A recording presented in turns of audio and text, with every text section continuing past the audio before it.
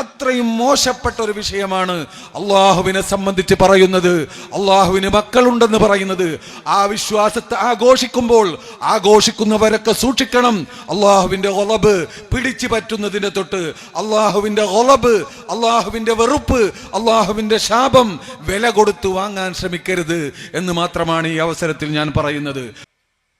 അത്രയും ഭീകരമായൊരു അന്തരീക്ഷത്തിലേക്ക് പാശ്ചാത്യ ലോകം, മോഡേണിസ്റ്റുകൾ, ഇസ്ലാമിന്റെ ശത്രുക്കൾ എന്താണോ ഉദ്ദേശിച്ചത് ആ ഒരു അവസ്ഥയിലേക്ക് നാം കൂപ്പുകുത്തുകയാണോ എന്ന് ഭയപ്പെടുന്ന ഒരു കാലഘട്ടം.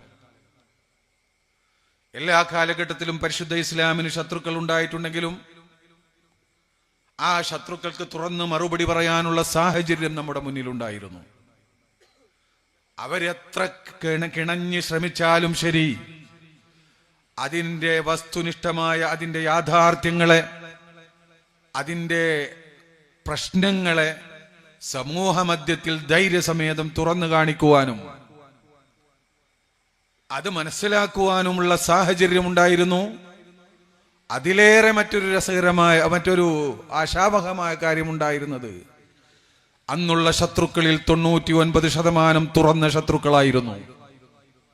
ഇന്ന് കപടന്മാരാണ് അധിക പേരും, ഒളിച്ചു കടത്തലിന്റെ ആളുകളാണ് അധിക പേരും.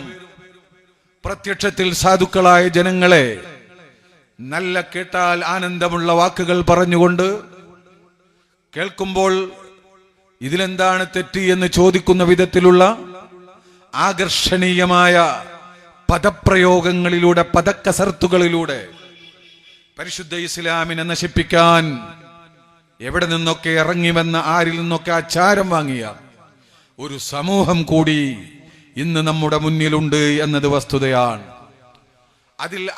അതിൽപ്പെട്ടവരും അറിയാതെ പെട്ടവരും ഉണ്ടാകും. ആരൊക്കെയാണ് അറിഞ്ഞുപെട്ടത് എന്ന് നമുക്കറിയില്ല.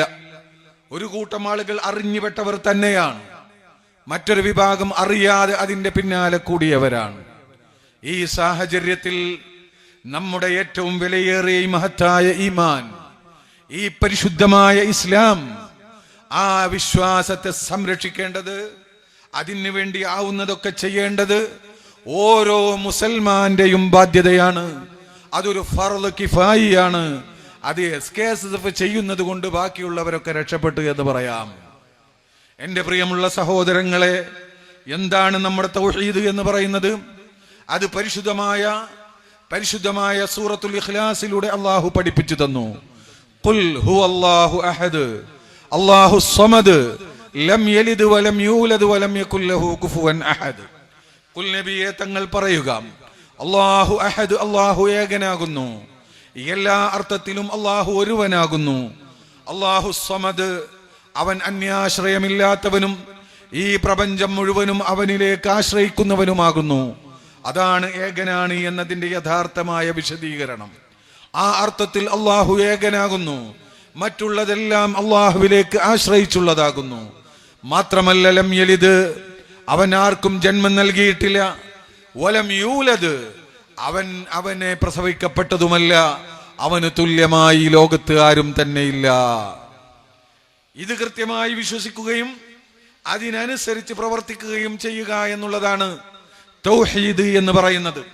ഇത് വേണ്ട പോലെ ഉൾക്കൊണ്ടുകൊണ്ട് ആ അർത്ഥത്തിലുള്ള ആദരവും ബഹുമാനവും അള്ളാഹുവിന് സമർപ്പിക്കുന്നതിന്റെ പേരാണ് തൗഹീദ്, അള്ളാഹുവിന്റെ ഏകത്വത്തെ അംഗീകരിക്കുക എന്ന് പറയുന്നത്. ഇതിലെന്തെല്ലാമുണ്ട്? ലോകം മുഴുവനും അള്ളാഹുവിനെ ആശ്രയിക്കുന്നു.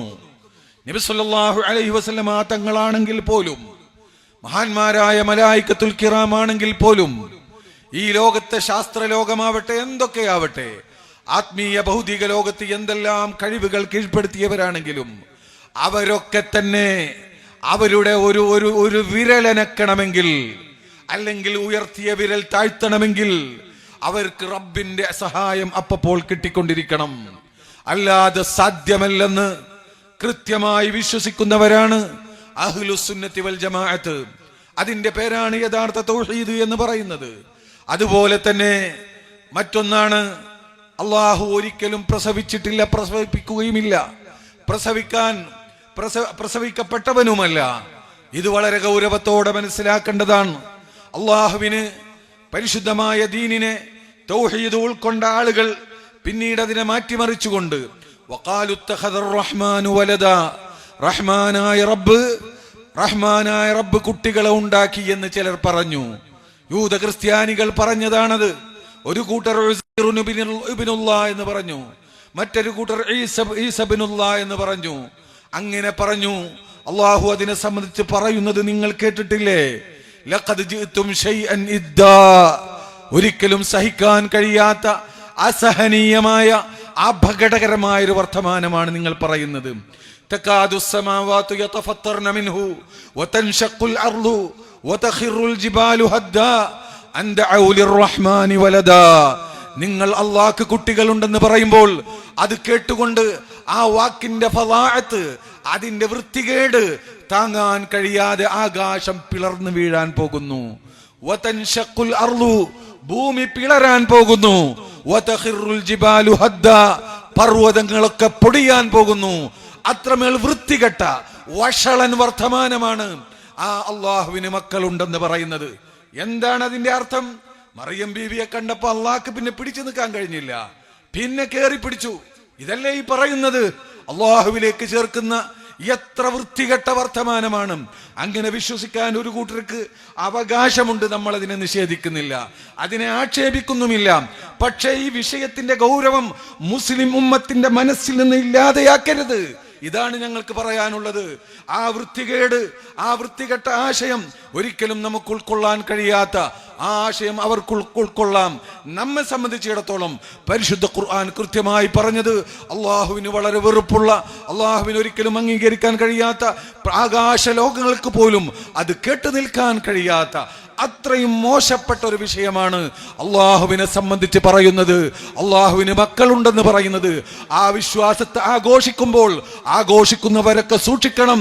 അള്ളാഹുവിന്റെ ഗളബ് പിടിച്ചു പറ്റുന്നതിനെ തൊട്ട് അള്ളാഹുവിന്റെ ഗളബ്, അള്ളാഹുവിന്റെ വെറുപ്പ്, അള്ളാഹുവിന്റെ ശാപം വില കൊടുത്തു വാങ്ങാൻ ശ്രമിക്കരുത് എന്ന് മാത്രമാണ് ഈ അവസരത്തിൽ ഞാൻ പറയുന്നത്.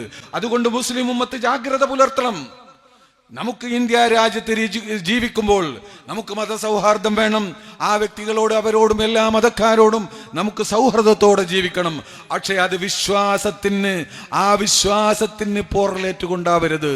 ആ വിശ്വാസത്തിൽ, അത്തരം വിശ്വാസത്തോടുള്ള ഒരു അകലവും വെറുപ്പും ഇല്ലായ്മ ചെയ്തുകൊണ്ട് ആവരുത് എന്ന വസ്തുത നമ്മളൊക്കെ ശ്രദ്ധിക്കണം എന്ന് മാത്രം ഈ അവസരത്തിൽ ഞാൻ ഓർമ്മപ്പെടുത്തുകയാണ്. അതുപോലെ